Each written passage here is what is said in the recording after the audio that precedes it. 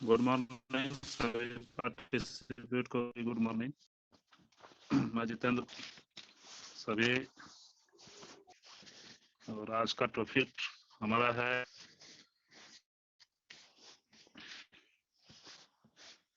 गेनोथेरेपी। तो चलिए शुरू करते हैं।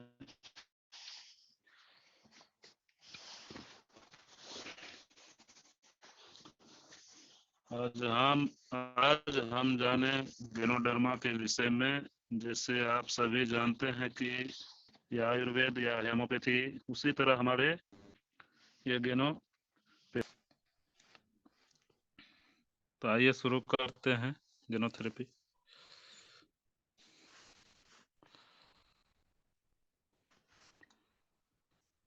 गेनोथेरेपी दो प्रकार के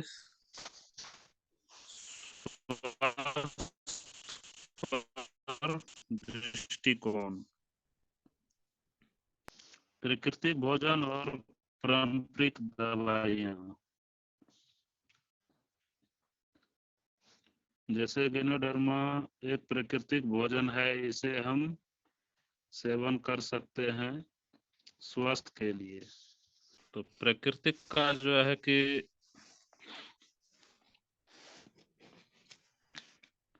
हर चीज बनाया हुआ, कोई भी चीज इस्तेमाल करते हैं तो हमारे लिए बेहतर है।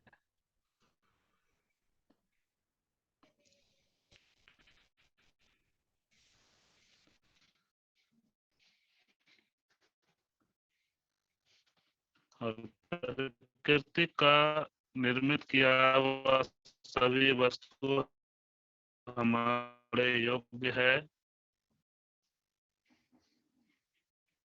और प्राकृतिक से मिल मिल जाता है। और मानव निर्मित वस्तु हमारे योग्य नहीं है। जैसे प्लास्टिक, जैसे मेडिसिन, दवाइयाँ। और प्लास्टिक जो है कि फेंकने से सड़ता गलता नहीं है, क्योंकि ये मानव निर्मित है। इस्तेमाल करने से एक बीमारी को सुधार हुआ तो दूसरा बीमारी उत्पन्न हो जाता है। जरूरत से ज्यादा इस्तेमाल करने से गैस, कब्ज, चीनी, ब्लड प्रेशर जैसे रोग होते हैं। दवाइयाँ ये हमारे योग नहीं है। जरूरत से ज्यादा यूज करने से जो है कि कई तरह की समस्या हमारे शरीर में हो सकता है। तो गेनोडर्मा जो है कि हमारे प्राकृतिक भोजन के रूप में जाना जाता है, जिससे सेवन करने से हम स्वस्थ रहेंगे और मस्त रहेंगे। उसके बाद है संपूर्ण और खंड युक्त। हमारे शरीर के लिए जो है कि गेनोडर्मा का प्रोडक्ट्स संपूर्ण तरह से इस्तेमाल कर सकते हैं। हर बीमारी, अगर वो शरीर में कोई बीमारी भी है तो हम उसका इस्तेमाल कर सकते हैं। खंड युक्त, जैसे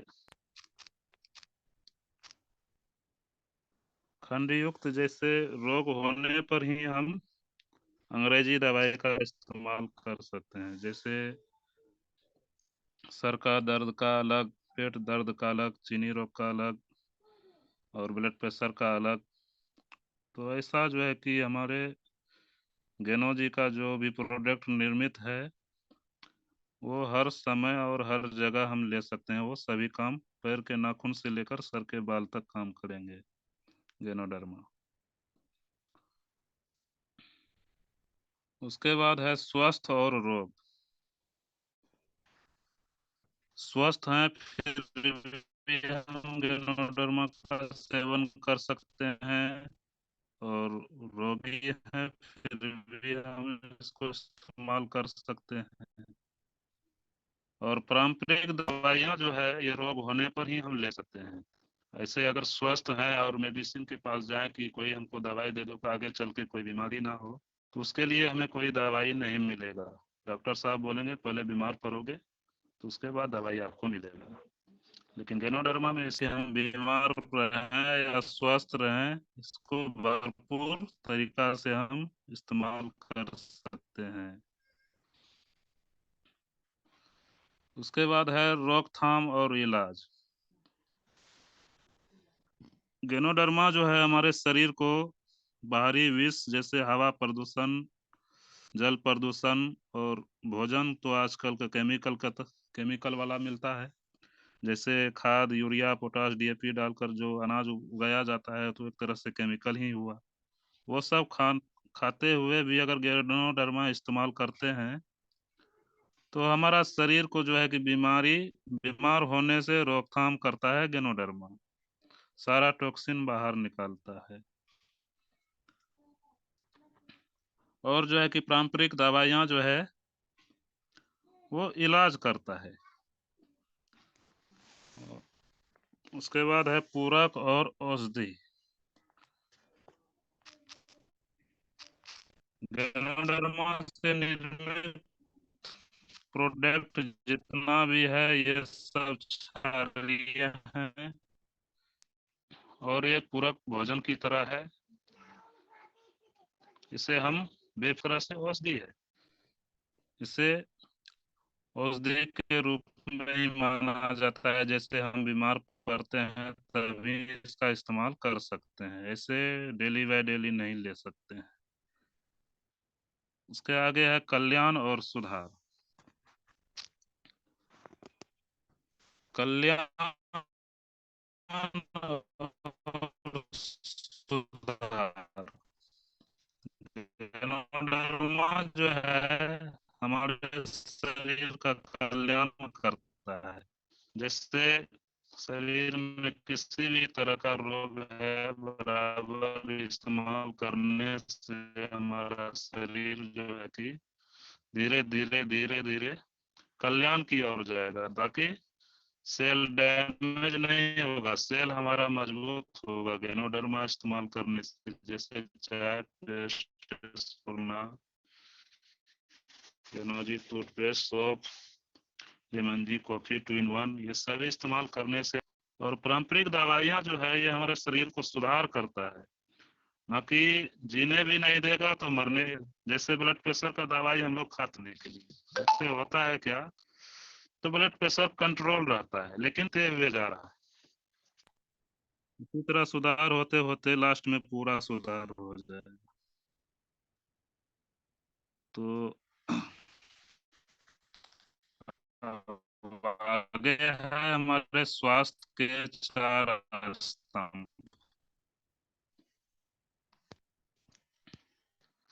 स्वास्थ्य के 4 स्तंभ जैसे पूरा आहार, पौष्टिक आहार, स्वस्थ जीवन शैली, सकारात्मक मानसिक विचार। पूरक आहार हमारे शरीर के लिए जो है कि बहुत जरूरी है। पूरक आहार अगर शरीर में मिलेगा तो हमारा शरीर स्वस्थ रहेगा। जैसे स्पुरुना, कोकोजी, 2 in 1, कॉफी, ये सब एक तरह से पूरक आहार हो गया। ये सब हमारे शरीर के लिए बहुत जरूरी है। पौष्टिक आहार। पौष्टिक आहार के रूप में जैसे हम खाना जैसे हुआ सब्जी, फल फूल, ये वो होगा, ये सब इस्तेमाल करें तो हमारा स्वस्थ रहेगा। जीवन शैली में है कि स्वस्थ में नहीं, टाइम सब कुछ होना, इसलिए व्यायाम करना स्वस्थ रहेगा। उसके बाद है सकारात्मक मानसिक विचार, जिससे कितना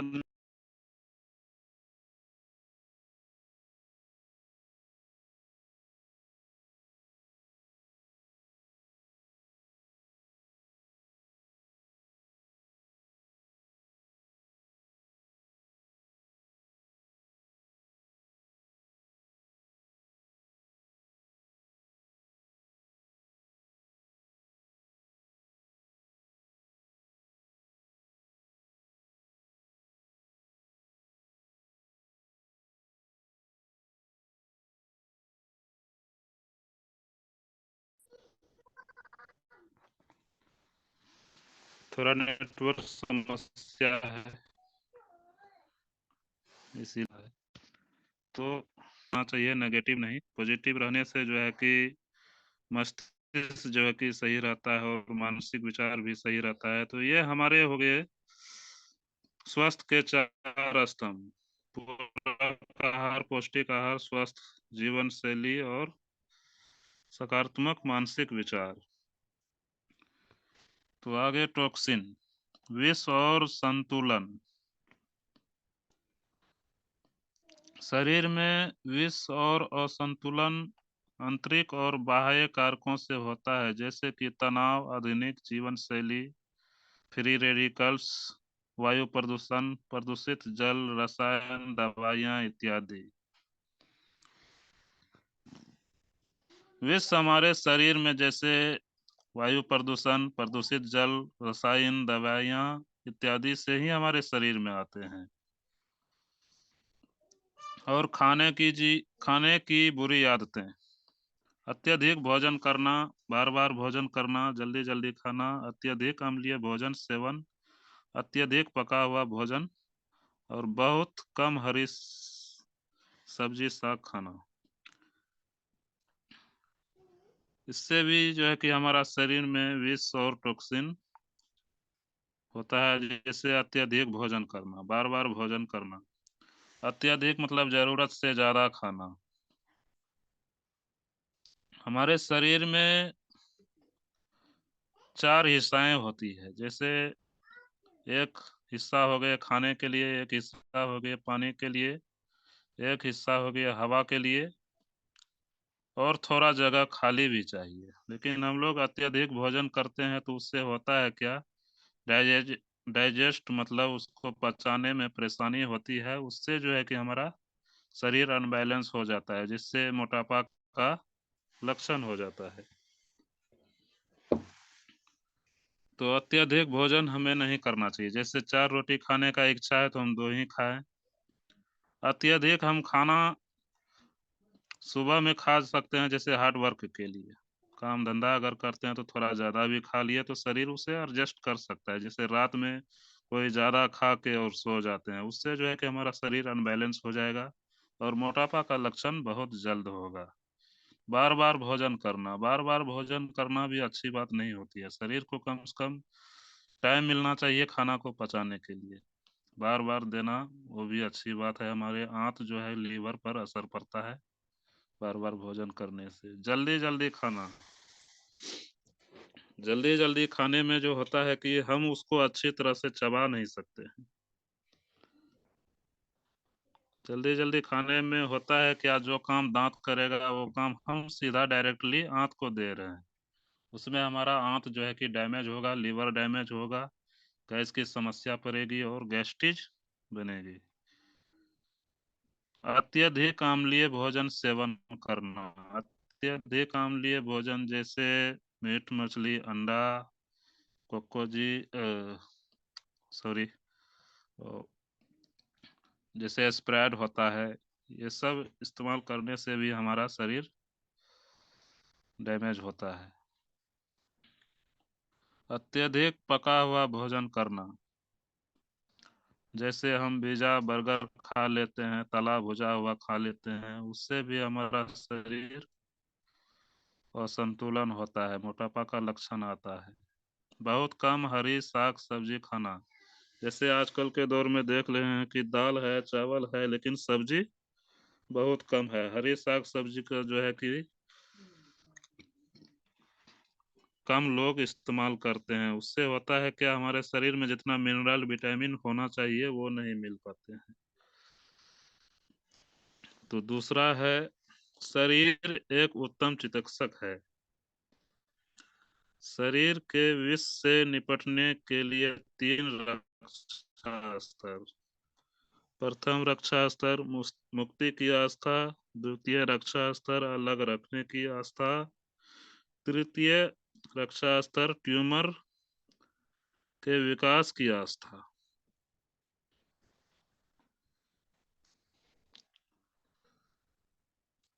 तो मुक्ति की आस्था में जो है कि हमें विष और टॉक्सिन से मुक्त रहना चाहिए।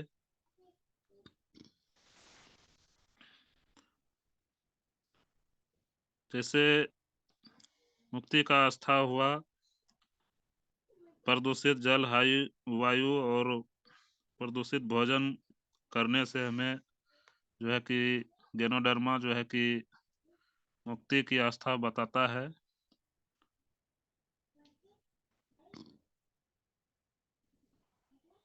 तो बचाव का प्रथम चरण, मुक्ति की आस्था। विषाक्त पदार्थ निम्न तरीके से शरीर से निकलता है, जैसे पसीना, मूत्र, बलगम और मल। हमारे शरीर से जो है कि टॉक्सिन जो है कि हमारे शरीर से 4 रास्ते से निकलते हैं। एक पसीना से, मूत्र से, बलगम से और मल से। ये प्राकृतिक रास्तों से बाहर निकलते हैं। बचाव के तृतीय चरण, अलग रखने की आस्था। विश्व निश्चल तत्वों के साथ मिल जाता है, पत्थर रूप में प्रवृत्ति हो जाता है। यूरिक एसिड और पथरी में बदलाव निष्क्रिय पदार्थ के साथ साथ मिलकर कोलेस्ट्रॉल और वसा बनता है। जैसे टॉक्सिन हमारे शरीर में जो है कि आते हैं और हम उसे बाहर नहीं निकाल पाते हैं, तो वो जो है कि ट्यूमर, एसिड और पथरी में बदलाव आ जाता है। जैसे कचरा हमारे शरीर से नहीं निकला तो हम लोग जैसे बोलते हैं कि किसी को पथरी हो गया, तो वही टॉक्सिन बाहर शरीर से नहीं हुआ तो पथरी का रूप ले लेता है।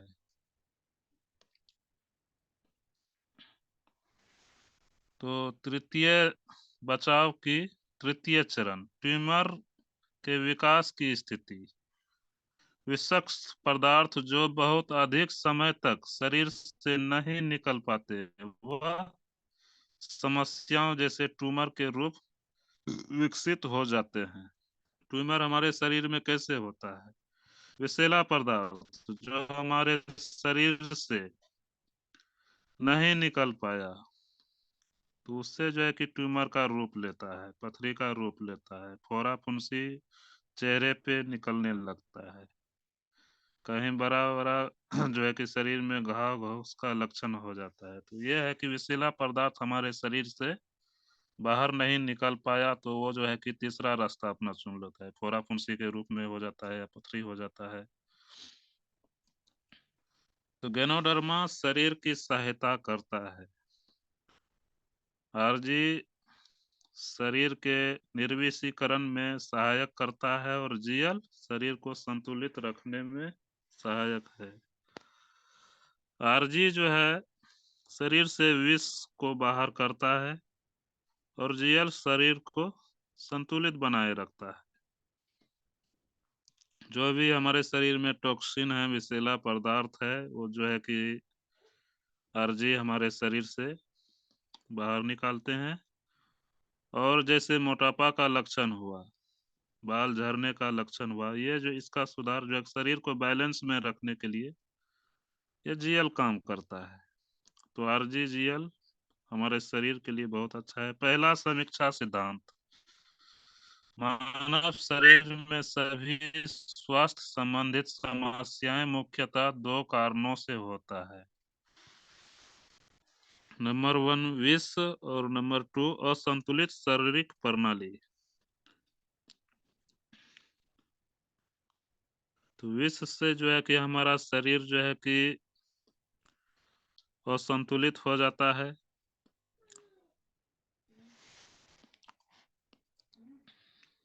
तो दूसरा समीक्षा सिद्धांत है गैनोडर्मा शरीर की सहायता करता है और शरीर स्वयं अपनी स्वास्थ्य संबंधित समस्याओं की देखभाल करता है। गैनोडर्मा जो है हमारे शरीर की पैर के नाखून से लेकर सर के बाल तक जो है कि समस्या का सुधार करता है। शरीर स्वयं अपनी स्वास्थ्य संबंधित समस्याओं को देखभाल करता है।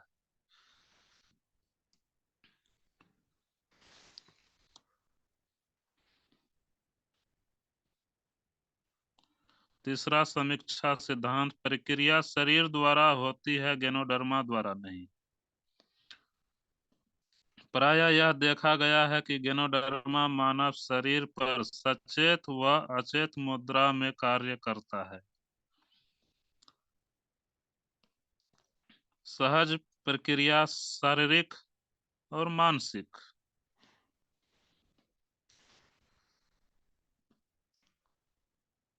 शरीर के लिए गैनोडर्मा बहुत अच्छा है और मानसिक के लिए भी गैनोडर्मा बहुत अच्छा है। इससे हमारा शरीर फिटनेस और मानसिक तंदुरुस्त रहता है। चौथा समीक्षा सिद्धांत की मात्रा स्थिति में स्वतंत्र है। विधि सामान्य के चार स्वास्थ्य के रख रखाव के लिए पहले सप्ताह एक जोड़ा, दूसरे सप्ताह दो जोड़ा प्रतिदिन और तीसरे सप्ताह चार जोड़ा प्रतिदिन, चौथे सप्ताह छह जोड़ा प्रतिदिन।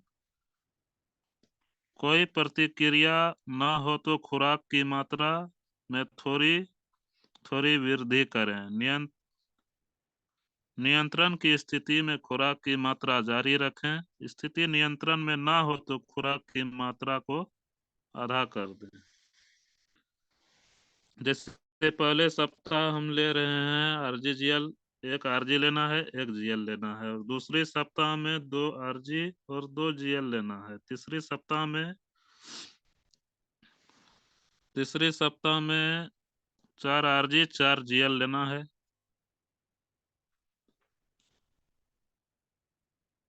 और चौथे सप्ताह में छह जोड़े प्रतिदिन, जैसे तीन जीएल और तीन आरजी।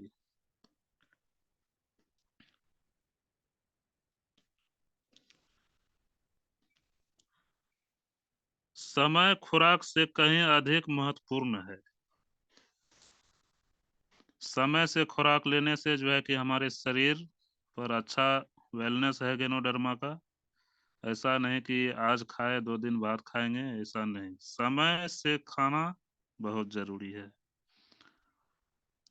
अम्लीय बनाम क्षारीय, मानव शरीर को क्षारीय भोजन व अम्लीय भोजन की आवश्यकता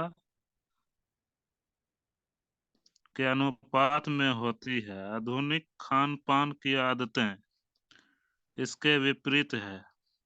अम्लीय भोजन ज्यादातर अभी जो है कि लोग अम्लीय भोजन सेवन कर रहे हैं, जैसे मांस मछली, ठंडा कोक, पिज्जा बर्गर। ये जो है कि हमारे शरीर के विपरीत है। और क्षारीय भोजन हमारे शरीर के लिए बहुत जरूरी है, जैसे साग, बाजरा, गेहूं, मक्का और सब्जियां, जैसे स्पूर्णा हो गया, कोकोजी, ट्विनबन, जीमोचा। ये सब हमारे शरीर के लिए बहुत जरूरी है। अम्लीय भोजन से जो है कि हमारा शरीर धीरे धीरे जो है कि मोटापा का लक्षण लेता है और जो है कि टॉक्सिन भरा जीवन जिंदगी जीना पड़ता है, जैसे गैस, सर में दर्द, बाल झड़ना। ये सब अम्लीय भोजन का लक्षण है। रिएक्शन के क्षारीय भोजन जैसे आरजीजीएल, चाय, लिगिंजी, कॉफी, स्पूर्णा और मोरिंजी आदि का भरपूर सेवन करें। एंजाइम सिद्धांत, समस्या मधुमेह नहीं, समस्या हमारा खान पान है।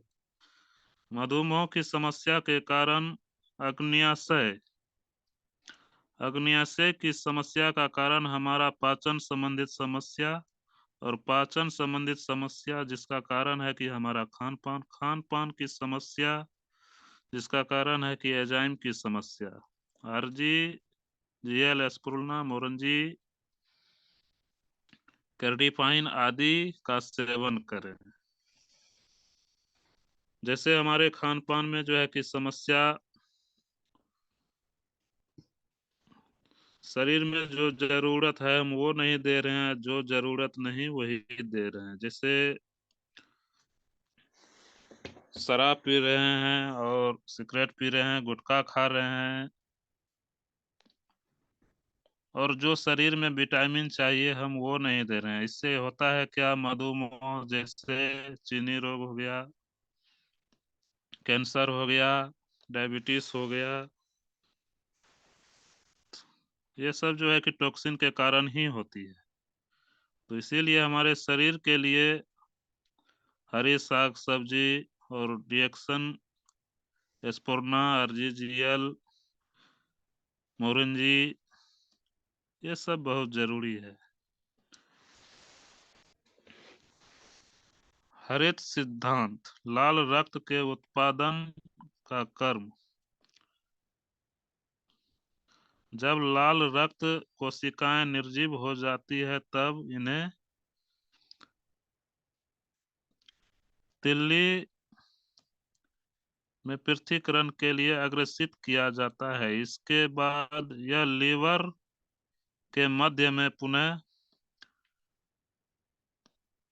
पृथक्करण के लिए अग्रेषित की जाती है।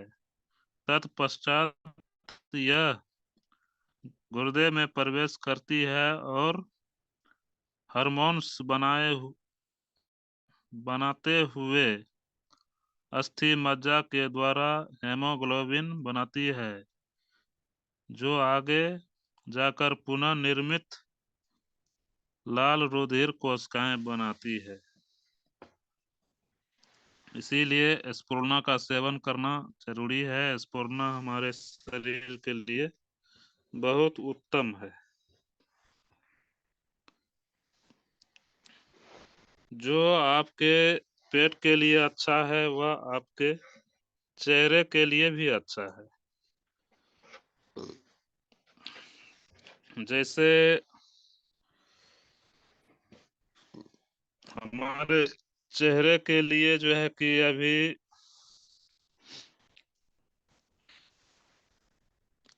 हल्दी भी लगा सकते हैं, बेसन भी लगा सकते हैं चेहरे के ऊपर। लेकिन आजकल जो है कि फेयर एंड लवली लोग लगा रहे हैं। फेयर एंड लवली तो हम खा नहीं सकते हैं, हल्दी हम खा सकते हैं। तो इसीलिए हल्दी जो है कि हम लगा सकते हैं। सरसों का तेल जैसे हम खा सकते हैं वो भी लगा सकते हैं। तो ऑर्गेनो जी टूथपेस्ट हम खा भी सकते हैं और लगा भी सकते हैं। इसीलिए जो हमारे चेहरे के लिए अच्छा है वह पेट के लिए भी अच्छा है। तो डिएक्शन प्रोडक्ट जो है कि चेहरे के लिए भी ठीक है और पेट के लिए भी ठीक है। उपभोक्ताओं के साथ समूह, 1 नंबर में है गर्भवती स्त्री और 2 नंबर में है शिशु, 3 नंबर में छात्र छात्राएं, 4 नंबर में किशोर और 5 नंबर में विवाहित जोड़े और 6 नंबर में वरिष्ठ नागरिक, 7 नंबर में बीमार लोग। तो हम लोग जो है कि सबसे पहले बीमार लोगों को चुनते हैं, बाकी इतना जो सारा जो है कि फील्ड इसको छोड़ देते हैं। डायरेक्टली बीमार आदमी को पकड़ते हैं, किसको क्या समस्या है, इसको स्पुरना दो, उसको वो समस्या है, 2 in 1 दो। तो इसीलिए जो है कि हम लोगों का जो है कि मार्केट थोड़ा ठप चल रहा है। इसीलिए शुरुआती हम लोगों का जो है कि गर्भवती स्त्री से होना चाहिए, ताकि जच्चा बच्चा दोनों ठीक रहे, माँ भी उसका ठीक रहे, शिशु भी ठीक रहे। अगर शिशु स्वस्थ रहेगा तो आगे चल के पढ़ाई लिखाई भी ठीक रहेगा, छात्र छात्राएं भी ठीक रहेंगे। छात्र छात्राएं अगर ठीक रहें तो आगे चल के किशोर और विवाहित जोड़े भी ठीक रहेंगे और वरिष्ठ नागरिक भी ठीक रहेंगे। तो बीमार कम पड़ेंगे आदमी। तो हम लोग जो है कि बीमार को छोड़ के बीमार को पकड़ के बाकी सबको छोड़ रहे हैं। संदर्भ, बाकी अधिक जानकारी के लिए हमारे वेबसाइट पर भी जाकर जानकारी प्राप्त कर सकते हैं। Thank you. Okay sir.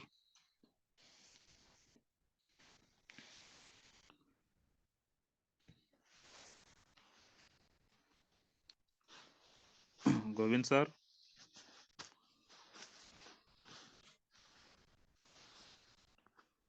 आप अपना मंच संभालें।